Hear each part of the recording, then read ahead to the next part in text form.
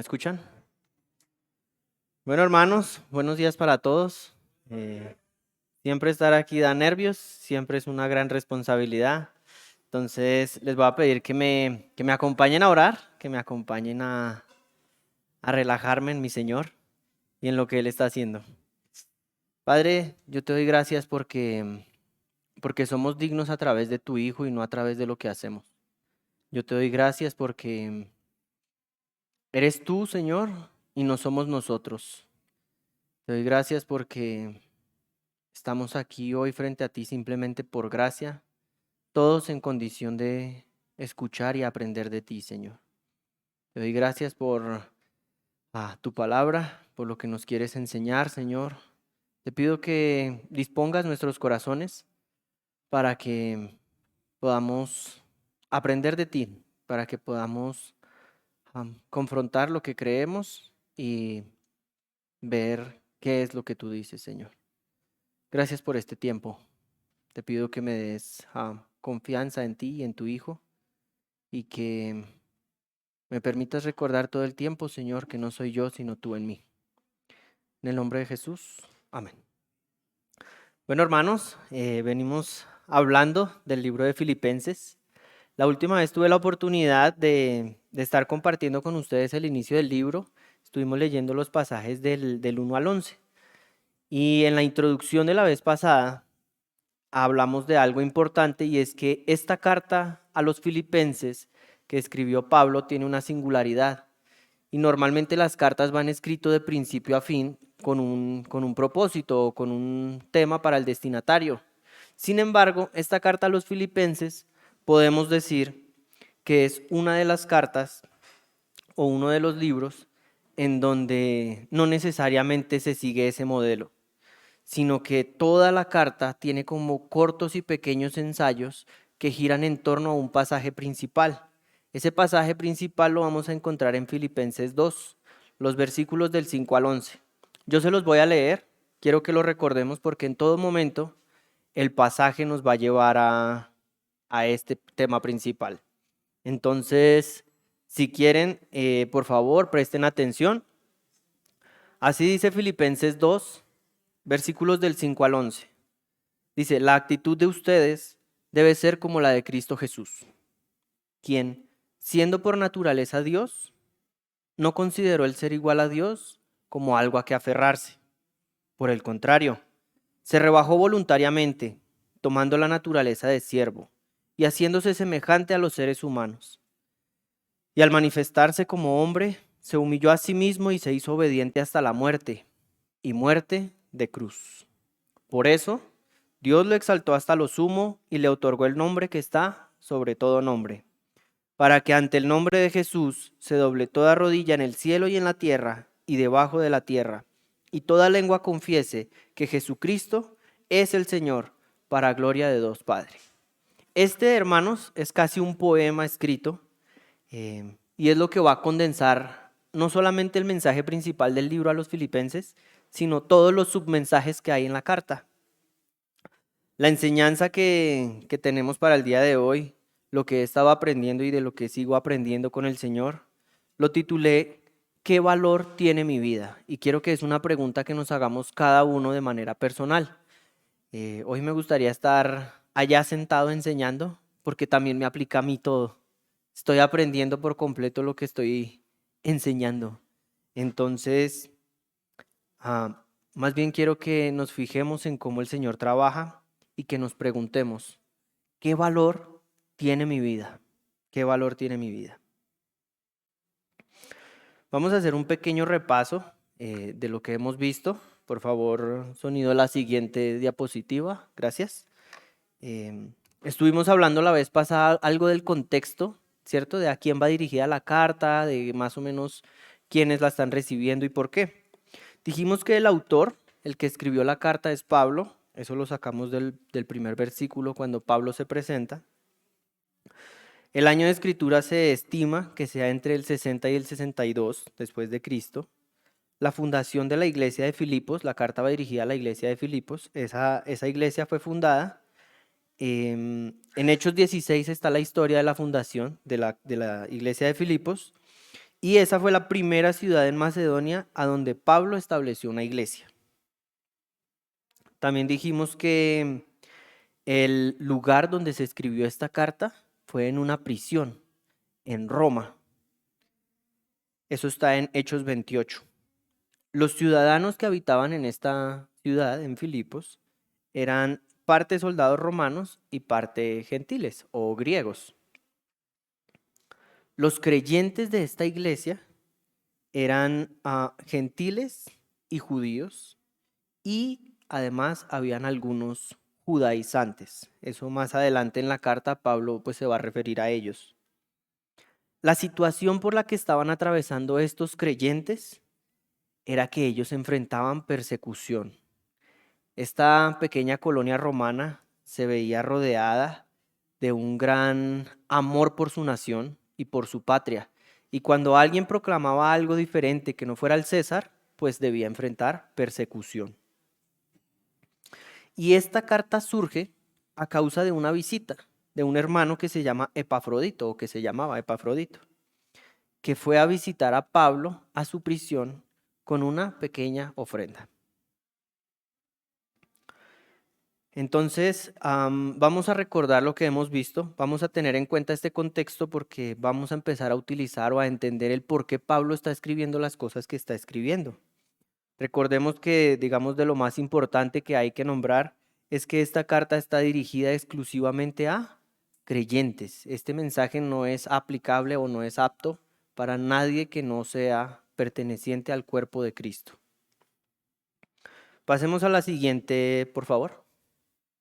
En los primeros 11 versículos estuvimos viendo 3 temas fundamentales o principales. El primero era la salutación de Pablo, donde enviaba una nota de amor. Y esta nota decía o estaba proclamando que Pablo estaba feliz o alegre por recordar a su iglesia, porque estaba, al recibir la visita de Epafrodito, estaba recordando la iglesia y todo lo que la iglesia estaba haciendo en pos del evangelio de Jesucristo. Después, Pablo les está diciendo y les está exhortando o les está llevando a recordar que fue Dios quien empezó la obra en ellos y que es Dios quien la terminará. La vez pasada estábamos hablando de un ejemplo con un carro, ¿cierto? Y decíamos que sin Jesucristo era lo mismo que no prender el carro. Usted puede estar quieto en un carro y por más que usted mueva el volante o acelere o frene, el carro no se va a mover a menos que usted lo encienda. Para el creyente, el recibir a Jesucristo es lo mismo. Es tener esa primera chispa inicial que le da movimiento a todo lo que va usted a hacer en la vida como cristiano. Entonces, sin Jesucristo, pues no hay ese inicio, no hay ese arranque, y esta carta está dirigida exclusivamente a las personas que ya han creído en Jesucristo. Y él finaliza esta primera idea haciéndole una oración al Padre. Pablo era el pastor o el fundador de esta iglesia. Y Pablo finaliza estos primeros 11 versículos o esta primera idea, este primer bosquejo, con una oración pidiéndole a Dios que el amor de su iglesia abunde cada vez más para que ellos sean encontrados santos y puros en el día de Jesucristo. Quiero que recordemos eso porque esta es la manera en que Pablo se está introduciendo. Pablo está saludando a los que ya le han enviado algo de amor, ¿no? Entonces, hoy vamos a hacer un pequeño recuento como introducción de la situación en la que estaba Pablo. Entonces les voy a hacer una pequeña narración descriptiva. Quiero que ustedes cierren sus ojos y se imaginen el siguiente lugar que les voy a describir. Imagina descender por un angosto pasadizo de piedra hasta una prisión romana típica. Un espacio subterráneo, húmedo y oscuro, con apenas una rendija por donde entra un hilo de luz. El aire es denso, impregnado de sudor y moho. El suelo está cubierto de paja sucia y los prisioneros, encadenados de pies y manos, comparten el estrecho lugar entre ratas y olor a excremento. Sin comida suficiente y sin ropa adecuada, su supervivencia depende de la misericordia de familiares o amigos que logren entrar. Vamos a pasar a la siguiente, dejemos esta diapositiva. Más o menos esta es una representación gráfica de lo que les acabo de narrar. Realmente no se puede hacer una ilustración tan clara del lugar. Pero más o menos esto eran las prisiones romanas, más o menos esto era a lo que se veían enfrentados cristianos o delincuentes que eran apresados en ese momento por el Imperio Romano. Sin embargo, esta no era la situación por la que pasaba Pablo. Vuelvan a cerrar sus ojos, por favor, y ahora les voy a narrar en dónde se estaba alojando Pablo. La prisión de Pablo en Roma, durante la redacción de Filipenses, no era un calabozo, sino un arresto domiciliario. Vivía en una casa alquilada o un espacio asignado, bajo vigilancia constante de un soldado de la Guardia Imperial, con cadenas que le recordaban su condición de preso, pero con cierta libertad para recibir visitantes, enseñar y escribir. Aunque seguía siendo prisionero y dependía del apoyo externo para sus necesidades básicas, su entorno tenía luz, un mínimo de comodidad y, sobre todo, la oportunidad de seguir proclamando el Evangelio, incluso desde la sombra del imperio.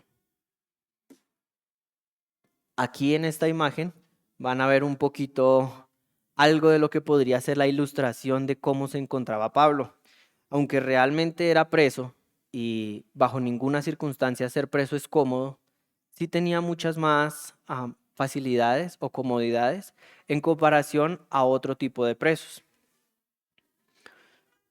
Gracias a esa situación que estaba atravesando Pablo y gracias a ese tipo de prisión en el que él se encontraba, que era un arresto domiciliario, es que Pablo pudo recibir esa visita. Y no solo pudo recibir la visita, sino que también pudo escribir.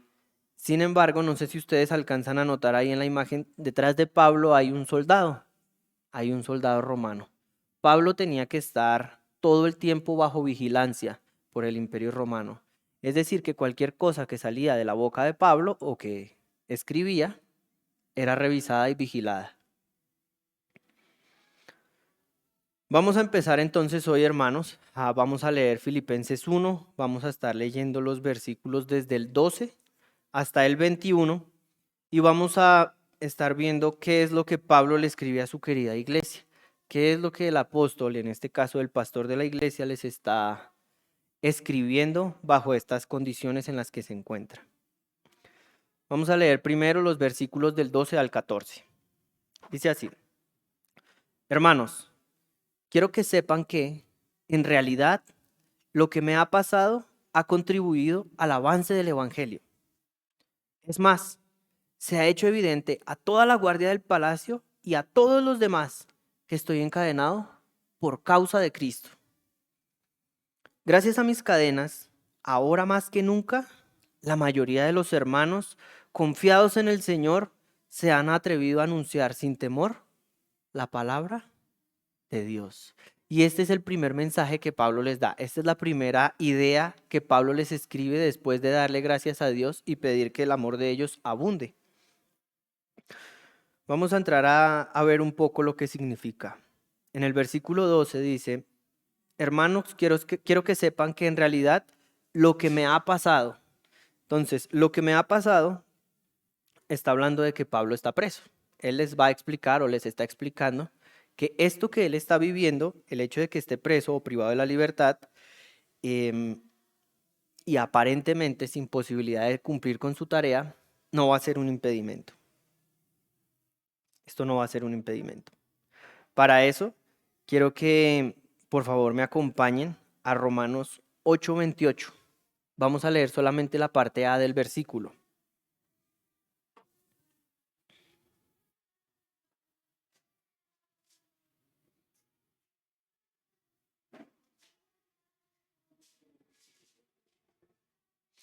Vamos a ver por qué Pablo suena como tan confiado. Romanos 8:28 dice: Ahora bien, sabemos que Dios dispone todas las cosas para el bien de quienes lo aman. Esa es la parte A. Sabemos que Dios dispone todas las cosas para el bien de quienes lo aman.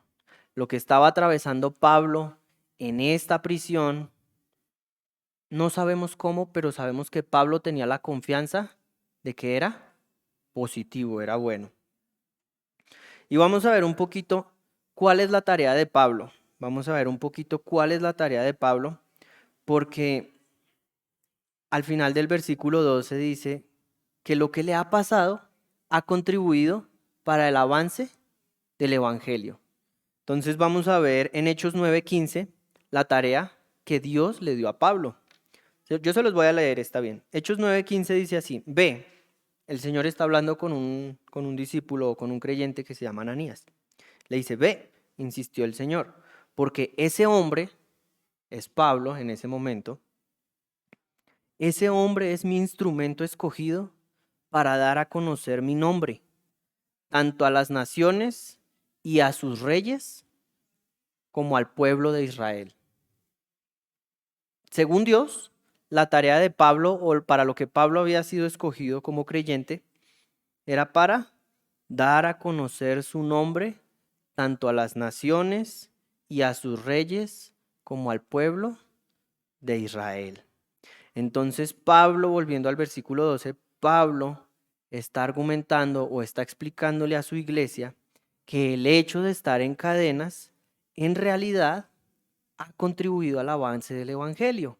Muchos pensaríamos que un buen creyente, alguien que está haciendo lo que Dios le pide, pues no tendría por qué estar preso, ¿cierto? No tiene no tiene como mucha elocuencia humana.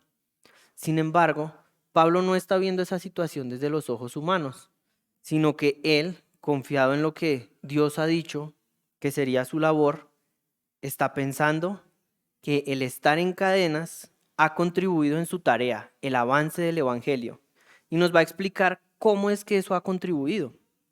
El versículo 13 dice: es más, se ha hecho evidente a toda la guardia del palacio y a todos los demás que estoy encadenado por causa de Cristo. Pablo está explicando que el hecho de estar en la prisión le ha servido a él. Su tarea es anunciar a Cristo.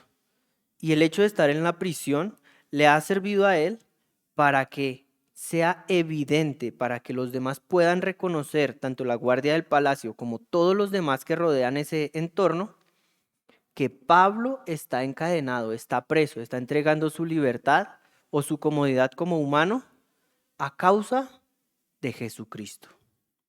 Pablo está cumpliendo con su tarea como creyente. Pablo está haciendo lo que Dios le había pedido. En este caso, pues él estaba en cadenas.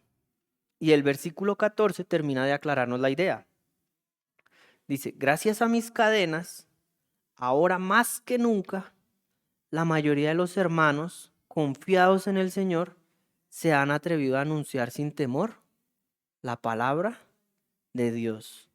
Entonces, el hecho de que Pablo estuviera preso no solamente había servido para que la guardia, los soldados que estaban ahí rodeándolo y las demás personas del palacio real entendieran o supieran que él estaba preso porque estaba proclamando a Cristo, sino que además el hecho de que él esté entregando su libertad de manera voluntaria, más adelante lo vamos a ver, pero de manera voluntaria, había servido como un instrumento de fervor, como un botón que activó a los demás cristianos que a causa de la persecución que tenían los romanos estaban procurando esconderse y callar. Pablo, confiando en que todo lo que estaba haciendo le servía para bien y que estaba haciendo lo que el Señor le pedía, estaba motivando a los demás hermanos a que también salieran sin miedo a proclamar a Jesucristo. Entonces vemos que la prisión de Pablo estaba siendo un elemento utilizado por Dios para que los soldados lo conocieran, los reyes lo conocieran, pero también para que los demás cristianos pudieran salir a contarle a los gentiles o a las demás personas que vivían allí que Jesucristo era real y que valía más el evangelio de Jesucristo que estar preso. Vamos a leer un pequeño pasaje que está en Primera de Timoteo. Está en el capítulo 2 y son los versículos 3 y 4. Y este pequeño pasaje nos va a dar una luz de lo que Dios quiere. ¿Qué es eso que Dios quiere? Dice así Primera de Timoteo capítulo 2 versículos 3 y 4. Esto es bueno y agradable a Dios nuestro Salvador. Versículo 4. Pues Él quiere que todos sean salvos y lleguen a conocer la verdad. Entonces, en el corazón de Dios está esto, que toda la humanidad sea salva y llegue a conocer a Jesucristo, la verdad. Es por esto que el Señor nos ha dejado la tarea como iglesia de compartir y de presentar a Jesucristo. Quiero hacer una pregunta para todos. La voy a hacer en primera persona para que cada uno se la haga a sí mismo. Dice, ¿he pasado por alguna situación difícil? ¿Estoy pasando por alguna situación difícil? ¿Cuántas veces he visto estas situaciones como el lugar donde Dios me quiere para compartir del amor de Dios a los demás? A veces pienso que yo sé más que Dios. Pienso que Dios se equivocó y que yo estoy pasando situaciones malas sin merecerlo. Pero, ¿y qué tal si mejor pienso cómo esta situación puede servirme para que alguien pueda conocer el amor de Cristo? ¿Cómo puedo contribuir al avance del Evangelio? Vamos a pasar a los versículos 15 y 17. La siguiente, por favor. Muchas gracias.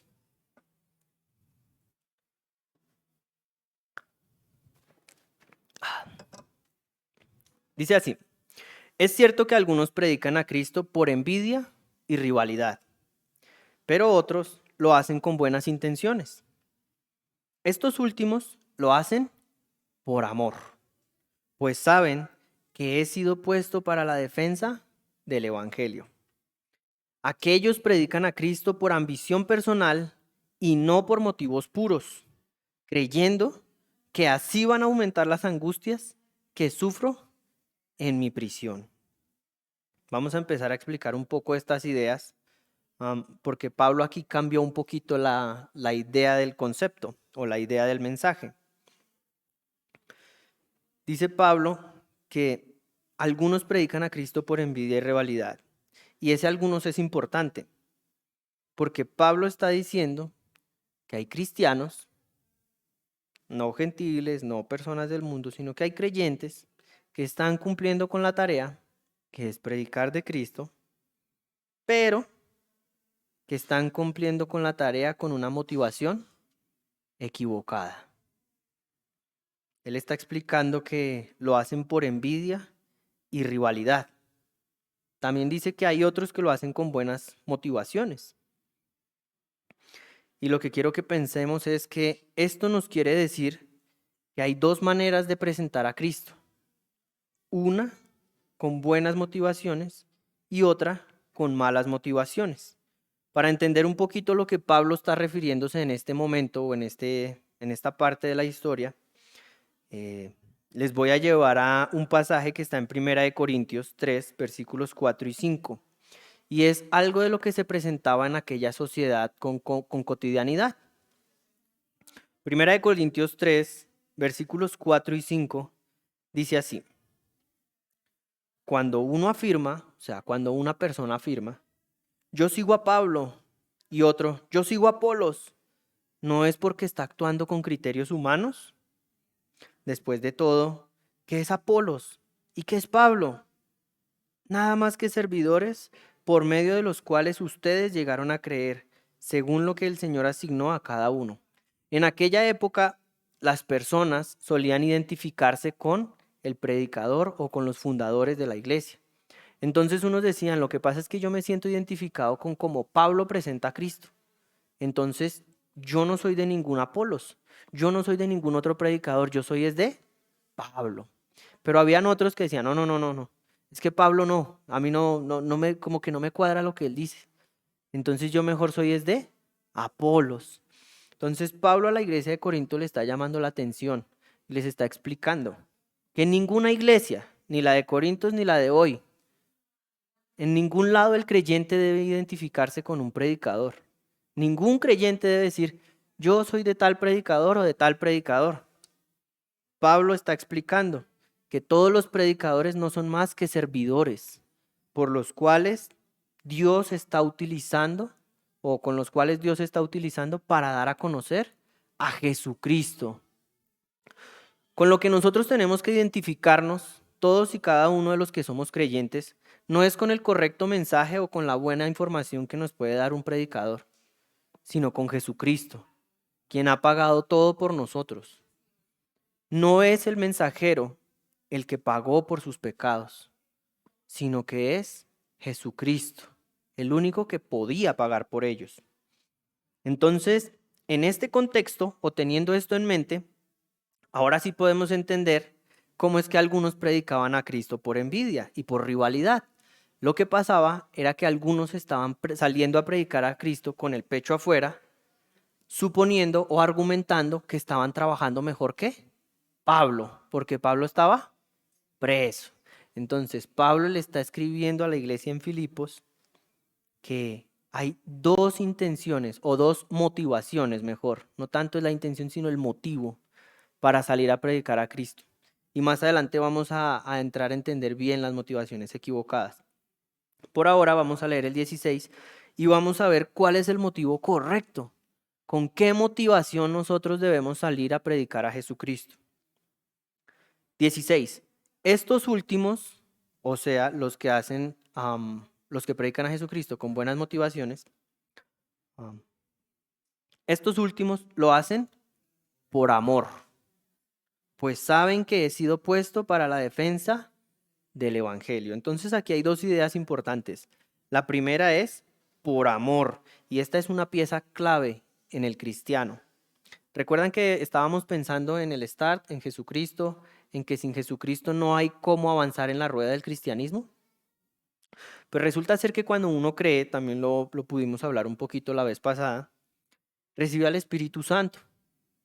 Y el Espíritu de Dios produce en nosotros algo que se llama, o la Biblia lo llama como el fruto. Este fruto no lo, voy a decir, no lo desglosa o no lo separa de alguna manera, es uno solo, pero nos da varias características de este fruto. Y quiero que lo leamos. Quiero que leamos Gálatas 5, 22 y 23, donde nos explican o donde nos están describiendo cuál es el fruto de tener a Dios en su corazón o cuál es el fruto de tener el Espíritu Santo. El versículo 22 dice, en cambio, el fruto del Espíritu, lo que produce en usted el Espíritu, lo que le puede dejar hacer o lo que le permite ahora realizar, que es el Espíritu, es amor, alegría, paz, paciencia, amabilidad, bondad, fidelidad, humildad y dominio propio. No hay ley que condene estas cosas. Y hoy vamos a pensar solamente en dos de estos aspectos. El primero es el amor y el segundo es la alegría. Del amor, que es la pieza clave en el versículo que estamos viendo, es que Pablo no está haciendo esto, o el cristiano con buena motivación no lo hace con un amor perteneciente al género humano. El amor al que se refiere aquí el pasaje es conocido como amor ágape o agape. ¿Sí? Es un amor que se describe o se conoce como un amor sacrificial y es el amor que mostró Dios hacia la humanidad al entregar a Jesucristo. ¿Recuerdan el poema que leímos al comienzo? 5 al 11. Cristo no estimó el ser igual a Dios como algo a que aferrarse, sino que por ese ágape, por ese amor, entregó su vida para reconciliarnos con la humanidad. Entonces, el motivo correcto, la motivación adecuada que Pablo está explicando en este pasaje, con la cual los hermanos estaban predicando a Jesucristo, es con un amor sacrificial, con un amor producto de haber recibido a Jesucristo. Y el otro contraste es, pues saben que he sido puesto para la defensa del Evangelio. Estos hermanos que estaban predicando o que estaban entregando o predicando a Jesucristo por amor, como consecuencia de haber recibido a Jesucristo, sabían y entendían que lo que Pablo estaba viviendo o estaba atravesando era a causa de seguir promoviendo el evangelio. Ellos no estaban tratando de contender con Pablo a ver quién estaba predicando más o quién tenía más adeptos, sino que ellos simplemente por amor estaban continuando con la tarea. Lo que les quiero decir es que el motivo correcto de querer proclamar el evangelio es el amor de Dios que recibimos y que ahora queremos compartir con los demás. Si recordamos nosotros el antiguo pacto o la ley, el primer mandamiento que Dios le dio al ser humano era: amarás al Señor tu Dios. Como el humano no fue capaz de cumplir con toda la ley, Dios envió a Jesucristo. Y la primera y gran muestra de este amor que Dios le pedía al pueblo en ese momento que generó la ley era este amor sacrificial, este amor agape.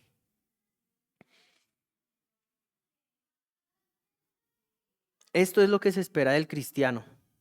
Se espera que el cristiano pueda mostrar el amor de Dios a la humanidad. Y esto, el mostrar el amor de Dios a la humanidad, es lo que va a lograr que las personas puedan glorificar a Dios.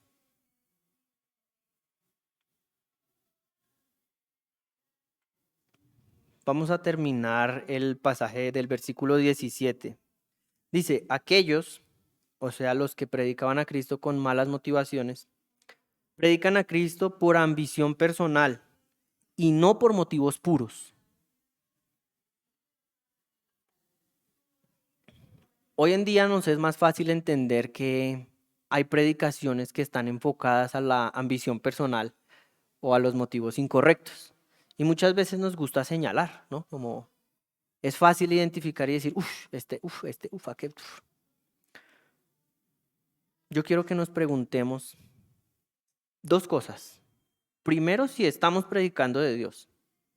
Eso es lo primero, ¿no? ¿Estamos compartiendo este amor que ya recibimos a los demás?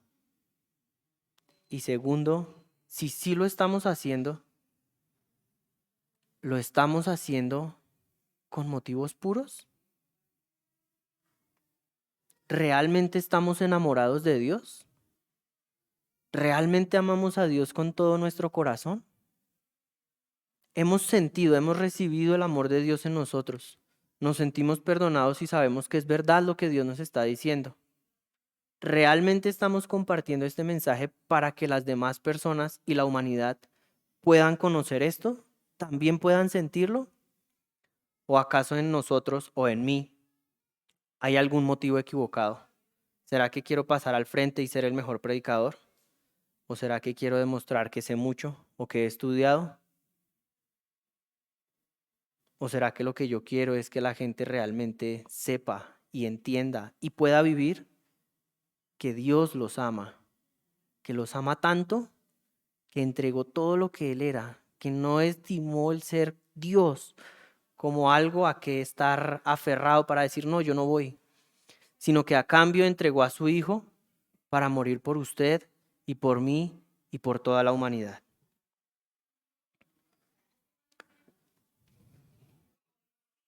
Veamos los pasajes del 18 al 20.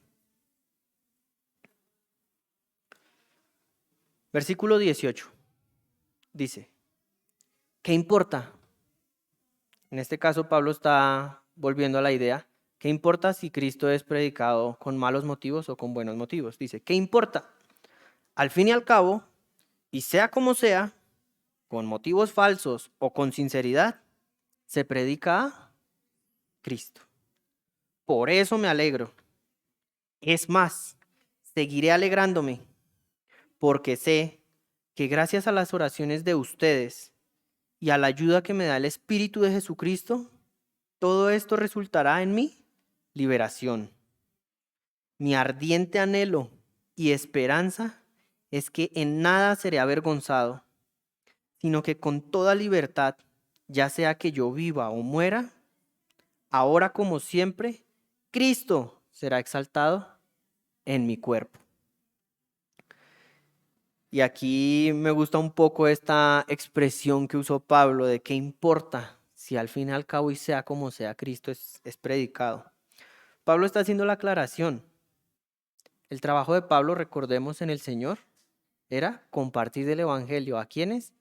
A reyes, a naciones y al pueblo de Israel. Si había un predicador que estaba predicando a Cristo con malos motivos, ¿se estaba predicando a Cristo? Y si había un predicador que se estaba predicando a Cristo con buenos motivos, ¿se estaba predicando a Cristo? Yo quiero que pensemos, no sé si ustedes han tenido la oportunidad de trabajar en alguna compañía grande o en alguna compañía enfocada en ventas. Y es que los gerentes o los altos cargos son personas que viven enfocadas en sus metas, ¿cierto? Alcanzar clientes y tener números verdes. Y eso es muy importante porque muchas veces sobreponen cualquier situación con tal de lograr sus números. En este caso, puedo notar algo de este enfoque tan ardiente y tan anhelado de Pablo de cumplir con lo que Dios le había dicho, que él no estaba pensando si las ventas eran de la competencia o de él.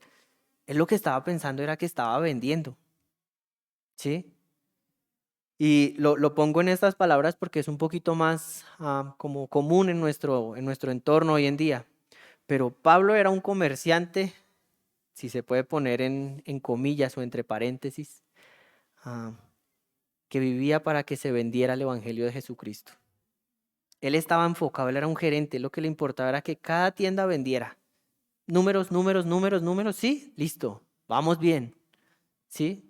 Es una pequeña ilustración, evidentemente, pues no es así lo que dice el texto, solamente quiero que entendamos un poco que Pablo estaba tan amarrado a lo que Jesucristo le había dicho, que Pablo estaba tan confiado en lo que Dios le estaba diciendo, que Pablo confiaba tanto y creía tanto en Dios, que a él lo que le importaba era lo que Dios decía y nada más de lo que estaba sucediendo en esta tierra.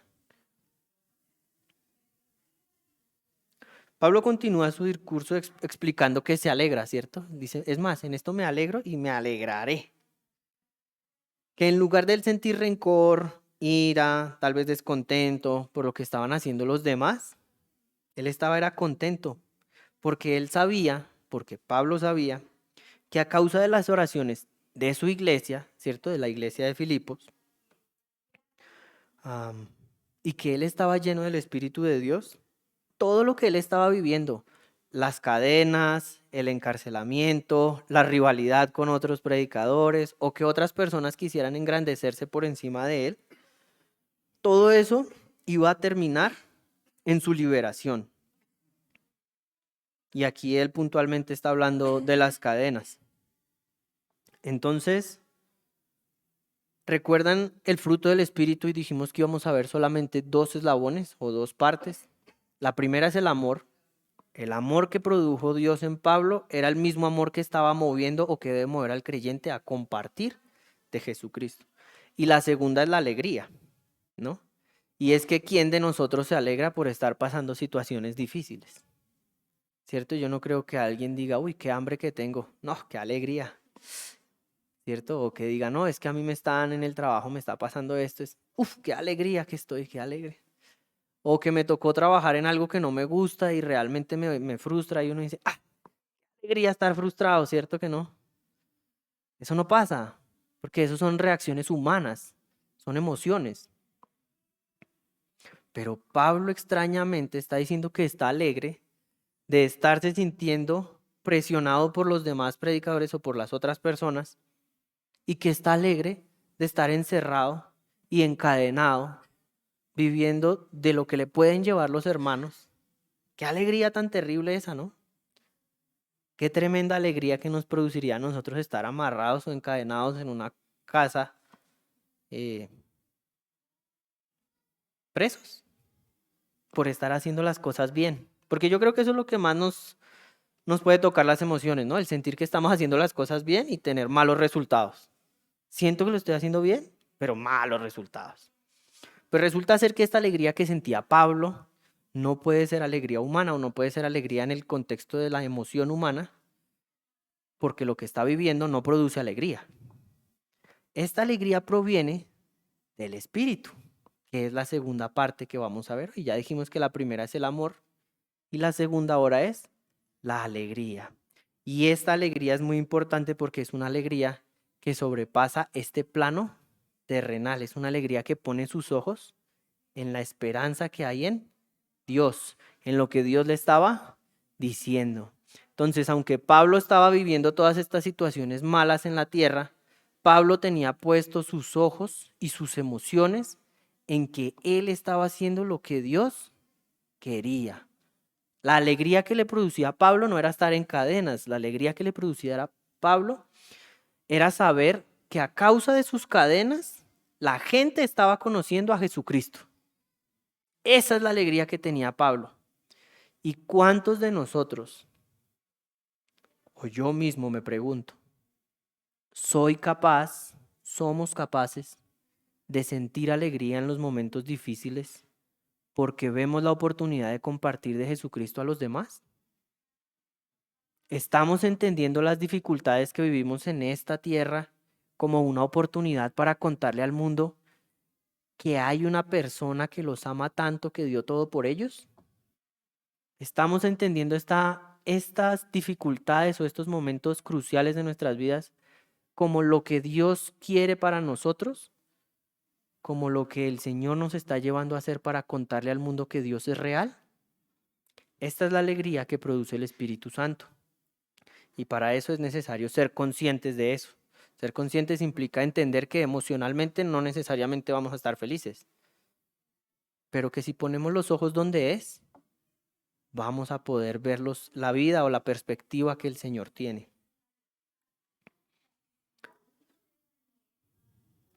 Aquí solamente quiero resaltar algo importante del versículo 19 y es que dice, sé que gracias a las oraciones de ustedes. Y Pablo como pastor le está dando ímpetu a la iglesia para que continúe orando. Nosotros como iglesia tenemos la labor de ir o de predicar el evangelio como lo estamos viendo, pero también tenemos la labor de orar por quienes están predicando el evangelio. Oremos por los que estamos unos al lado de otros. Todos tenemos familias, todos tenemos no creyentes que nos rodean. Todos somos un embajador de Cristo en el lugar en donde estamos. Y nuestra tarea como iglesia, como creyentes, mi tarea como iglesia y como creyente, es estar orando por ustedes y por mí, por cada uno de nosotros, para que a donde sea que vayamos, el evangelio de Cristo sea predicado. Que la gente entienda que vale tanto su vida que Dios dio a su Hijo por ellos. El versículo 20 dice, y esta parte como a mí me parece un poquito emocional, dice, mi ardiente anhelo y esperanza es que nada seré avergonzado, sino que con toda libertad, ya sea que yo viva o muera, ahora como siempre, Cristo será exaltado en mi cuerpo. Y otra vez vemos a Pablo hablando desde un ardiente anhelo y esperanza, pero no por la situación que está viviendo en el momento. Nadie está feliz ni ardiente y con esperanza de estar encadenado. Pablo estaba ardiendo en esperanza porque sabía que estaba cumpliendo con lo que Dios le había mandado. La esperanza de Pablo era que no iba a ser avergonzado, no porque en el mundo real no fuera avergonzado, no porque no tuviera que pasar por situaciones difíciles, porque no lo fueran a humillar, sino porque la esperanza que él tenía era que Cristo iba a ser exaltado gracias a lo que él estaba pasando, gracias a su cuerpo, sea que lo mataran o sea que lo liberaran, sea que se salvara o sea que lo mataran. Pablo sabía que ahí donde estaba haciendo lo que Dios quería que hiciera. Y esa era la esperanza que Pablo tenía, que él no estaba siendo avergonzado, que no iba a ser avergonzado a causa de que sin importar lo que pareciera, lo que a los ojos de naturales o del mundo se ve, él sí estaba cumpliendo con lo que Dios quería. Y su anhelo era ese, que la gente conociera a Jesucristo.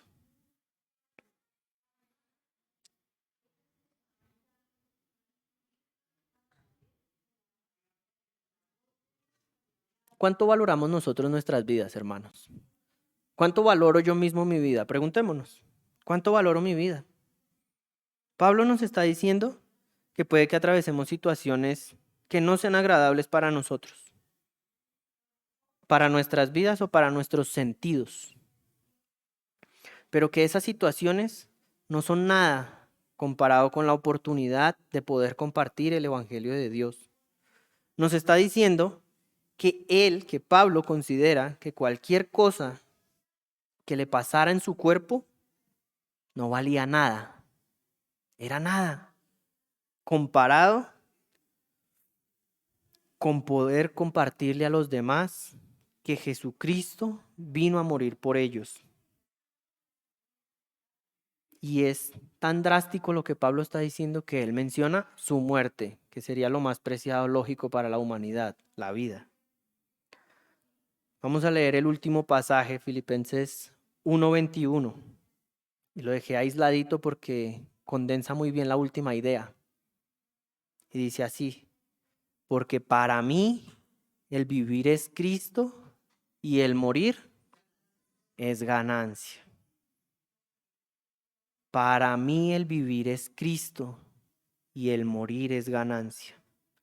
Pablo está diciendo que su vida no tiene valor, que él no es nadie, que él no puede aportar nada, que él vive para Cristo.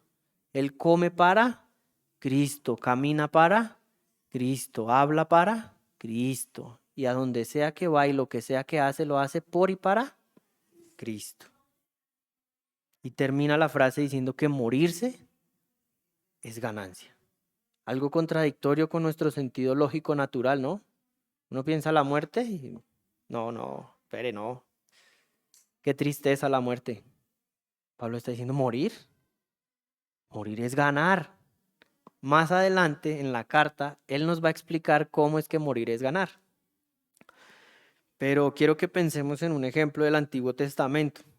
Está en Daniel 3:29. No lo busquen, solamente quiero que presten atención. Hay 3 jóvenes que creen en Jehová y hay un emperador fuerte, supremo, que manda hacer una estatua de sí mismo, que quiere ser el más grande entre todos. Estos jóvenes se llaman Mesac, Sadrac y Abednego. Y la orden que dio el emperador es que todo el mundo debe adorar la estatua que él ha hecho. Estos 3 jóvenes, llamados al público, se paran erguidos y frente al emperador le dicen: no vamos a adorar esa estatua, porque no hay otro Dios como Jehová. Y sea que vivamos o muramos, Dios vale la pena. Nuestras vidas no valen nada en comparación de Jehová. El emperador decide enviarlos a un horno ardiendo, y en lugar de morir quemados, sobreviven. Estas son las palabras que dijo este emperador, este rey o este gobernante, después de ver que ellos 3 salieron del horno. Dice: por lo tanto decreto que todo pueblo, nación o lengua que dijere blasfemia contra el Dios de Sadrac, Mesac y Abednego sea descuartizado y su casa convertida en muladar, por cuanto no hay Dios que pueda librar como como Jehová. Quiero que recordemos un poquito el corazón de Dios, y es que todos lo conozcan y se salven, ¿cierto? Y en este caso utilizó esta ilustración con estos 3 jóvenes o varones para que todo ese imperio que estaba rindiendo culto a una estatua hecha por humanos se diera cuenta quién es el Dios verdadero y pudiera ser salvo. Hermanos, no deben preocuparnos las situaciones difíciles que enfrentamos. Esto no debe ser primero que el inigualable privilegio que tenemos de contarle al mundo que Jesucristo los ama. Dios nos ha llamado a compartir el amor de Dios a la humanidad y a contarles que Dios amó tanto al mundo que entregó a su Hijo por los pecadores. Veamos la siguiente diapositiva, por favor.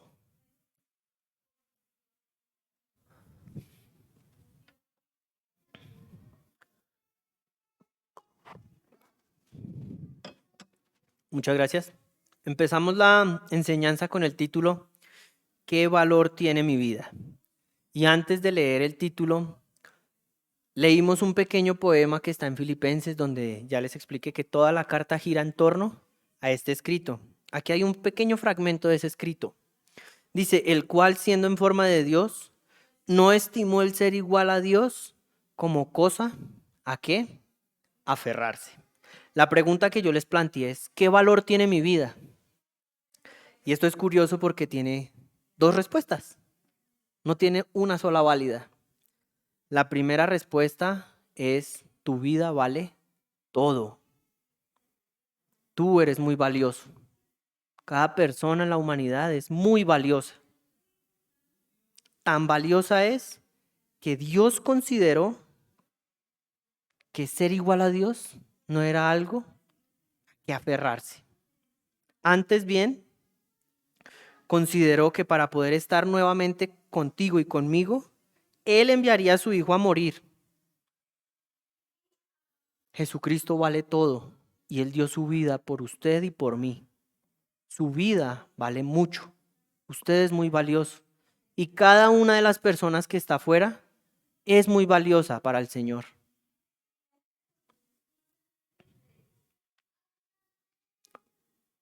Cuando ustedes piensen o cuando pensemos, cuando yo mismo pienso, que tal vez no valgo mucho, que a causa de todo lo que he hecho no tengo valor, recuerde eso.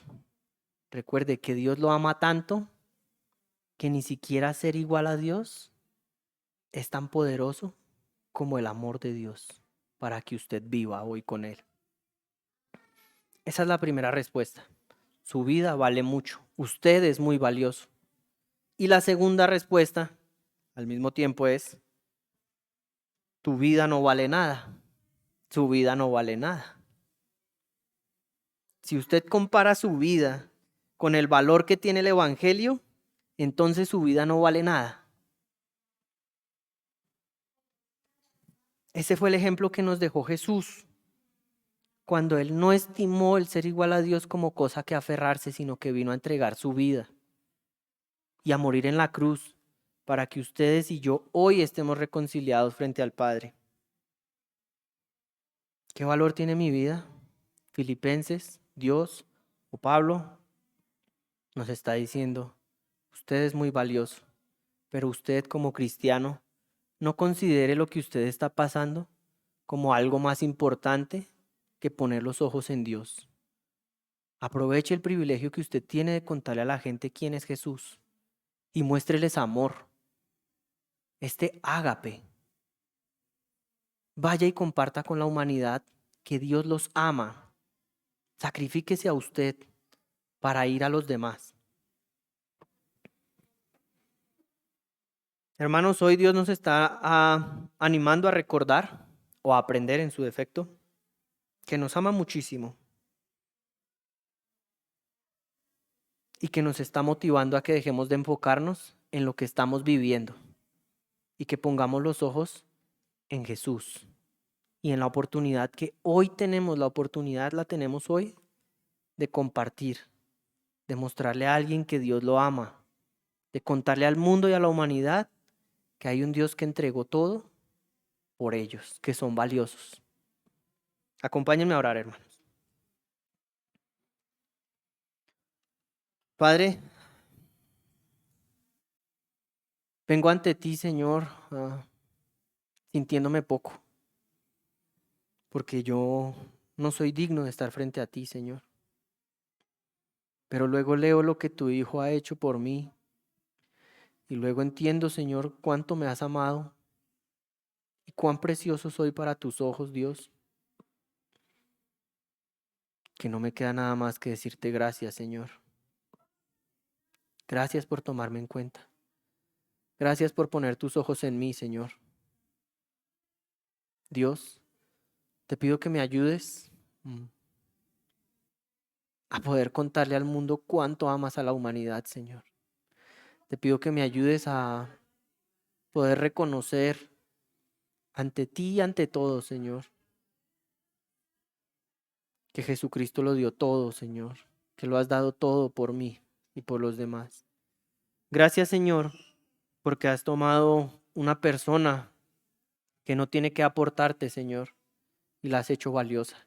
Gracias porque hoy tengo la oportunidad de compartir este amor que tú has tenido para con nosotros, con la humanidad.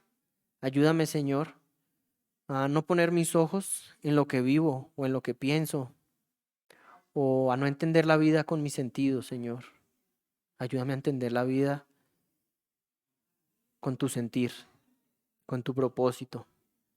Permíteme, Señor, si lo puedo expresar de alguna manera, usar tus gafas, Señor, y entender que lo que vivo es para tu gloria y por ti y para ti. Ayúdame a mirar, Señor, ¿a quién quieres salvar a donde estoy? ¿Por qué estoy viviendo lo que estoy viviendo? ¿Cómo quieres que tu nombre sea glorificado? Y dame la oportunidad de entender que si muero para mí, entonces encontraré la vida. Padre, te pido por las personas que no te conocen. Te pido para que prepares sus corazones. Y te pido para que nos sigas utilizando como iglesia, como una luz para el mundo, para que las demás personas sepan cuánto las amas, Señor. Ayúdanos a proclamar confiadamente el Evangelio de Jesús. Y ayúdanos, Señor, como iglesia, a que nuestro amor abunde cada vez más, Señor, para que la gente pueda saber quién eres tú. En el nombre de Jesús. Amén. Muchas gracias.